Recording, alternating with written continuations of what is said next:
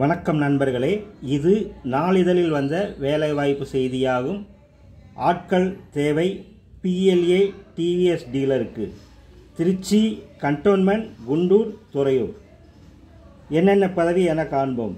Sales executive, qualification any degree, service செக்ஷனில் fitting, கல்வி தகுதி 8th standard, accountant BCom with Tally, van driver 1 ஆண்டு முதல் 3 ஆண்டுகள் முன் அனுபவம் மற்றும் customer care executive any degree.